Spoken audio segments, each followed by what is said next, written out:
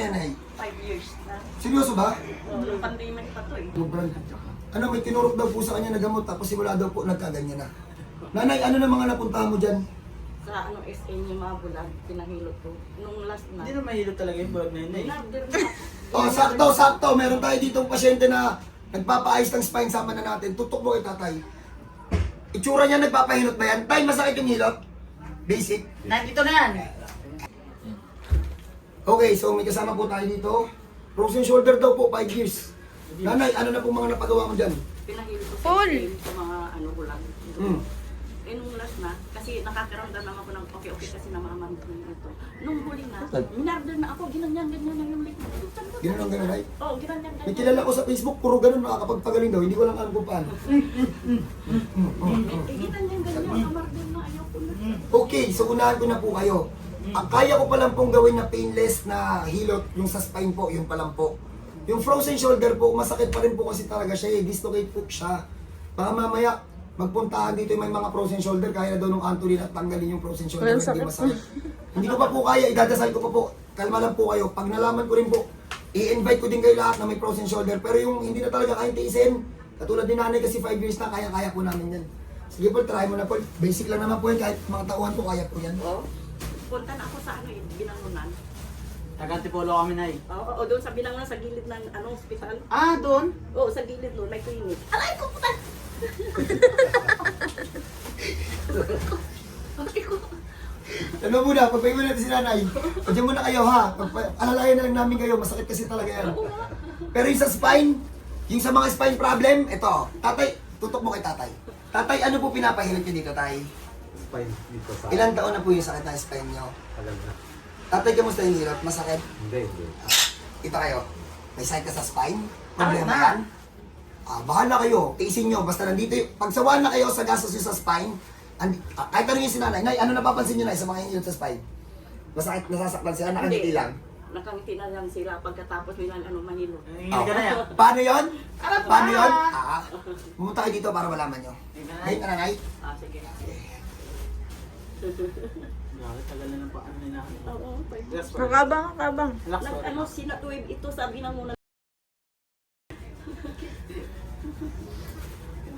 Nay, kwento ulit.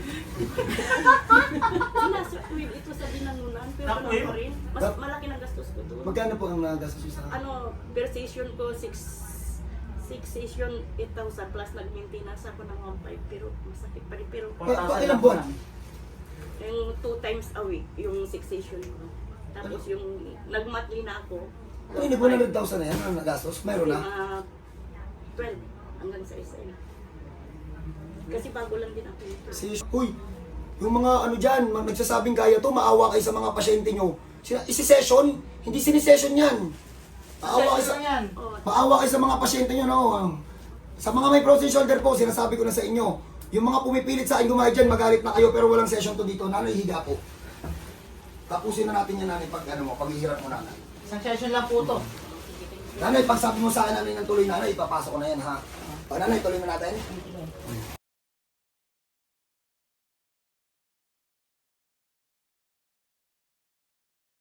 Saan po, hindi pa po tapos, ipapasok ko pa po na todo. Nanay, relax lang, mabilis na.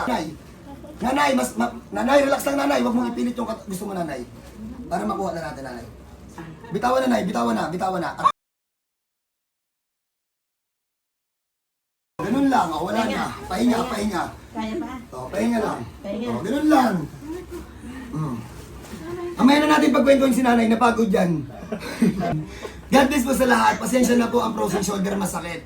Pero kung sawa na po kayo, punta po kayo dito, wala pong session 1. One shot lang po. Mamaya magalit sila, tumatawa-tawa tayo. Aalalayan ko na lang po kayo. Masakit yan, pero kung gusto nyo na wala ng gastos, kung gusto nyo na wala ng gastos, punta po kayo dito. God bless po sa lahat. Okay, so unahan ko na po kayo, masakit talaga yung frozen shoulder. Pero dahil hindi na po kami masyadong busy sa spine, kung meron po kayo sakit sa spine na po, dalhin nyo na po dito. Hindi man po siguro kayo maniniwala, pero yung pag-ayos po namin ngayon ng spine, hindi po talaga masakit. Except to masakit to eh. Nanay, pwede pong itaas siya po. Tingnan mo, parang marami. Sige nanay, taas na. Kaya mo yun nanay, pakita mo nanay. Sige nanay, nakapabot mo sa tenga mo. Sige nanay, sige ba, taas pa nanay. Oo, naramdaman mo na.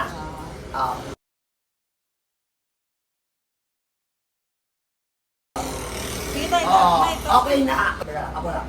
Nanay, daliri lang. Kapag ay, hawak dito tayo. Wala, di. Kahit, ay, kahit ka magano. Malambot, ayoko lang siya saktan eh. Ayan o. Wala, masakit lang. Huwag na natin pwersahin si nanay. At 65 na po siya. So, pag may mga frozen shoulder kayo, uulitin ko po, masakit tong ayusin, pero hindi po yan sinesession sa amin. Tingnan nyo po yung mga gusto magpagaling sa spine. Pakita mo siya. Ito po yung mga nakapila sa spine. Pumunta na kayo dito.